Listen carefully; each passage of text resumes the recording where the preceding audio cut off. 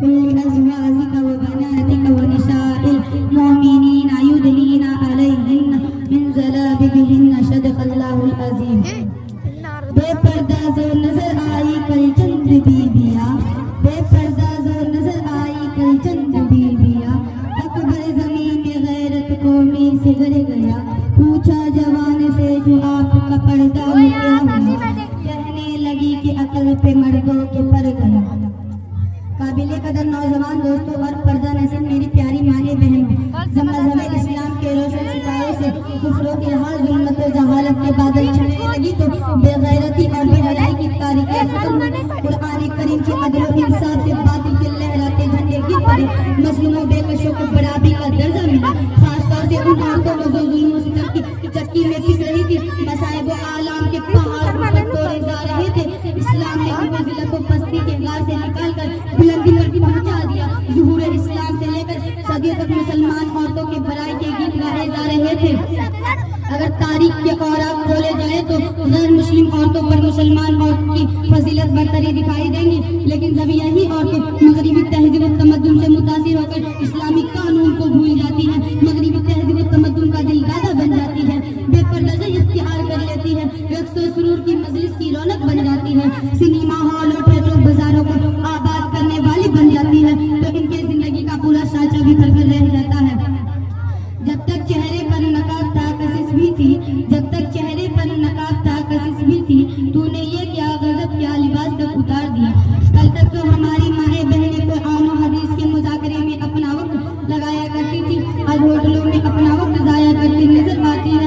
کل تک جو ہماری مائیں بہنیں مدارس و مساجد کو آباد کرنے کا ذریعہ تھی، آج سنیما ہال اور تھیٹروں بازاروں کو آباد کرتی نظر آ رہی ہے. کل تک جن کے آوازی حتیٰ کے چوری کے کھنک بھی سننے کو نہیں ملتی تھے، اور آج ہماری مائیں بہنیں بنا دوپٹہ کے گھومتی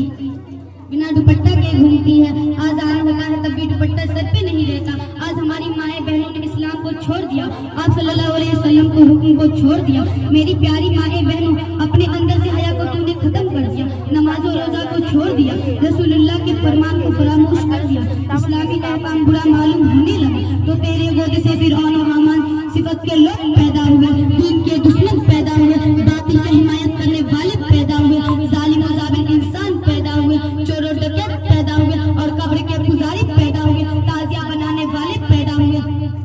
اے بنت ہوا ذرا سوچو، تو ہی اگر اعمال کو ٹھیک نہ کیا تو قیامت میں رب کو کیا منہ دکھاؤ گی؟ اے بنت اسلام، اگر بیٹی ہے تو تیرے سر پہ عصمت کی چادر ہونی چاہیے، اگر تو کسی کی ماں ہے تو تیرے قدموں تلے جنت ہونی چاہیے، اگر تو کسی کی بہن ہے تو تیرے ہاتھ میں عصمت و آفت کا کنگن ہونا چاہیے. کیونکہ جس وقت تیرا وجود باعث ذلت و رسوائی تھا، دنیا میں تیرا کوئی مقام نہیں تھا، دنیا تجھے ذلت بھری نظروں سے دیکھ رہی تھی، تجھے زندہ دفن کر دیا جاتا تھا، مگر اسلام نے تجھے عصمت و تقدس سے سرفراز کیا، رفعت بلندی کے دولت سے سرفراز کیا، تیری عزت و آبرو کی حفاظت کی، تیرے وقار کو معاشرے میں بڑھایا، تیری عظمتوں کو لوگوں میں روشناس کرایا.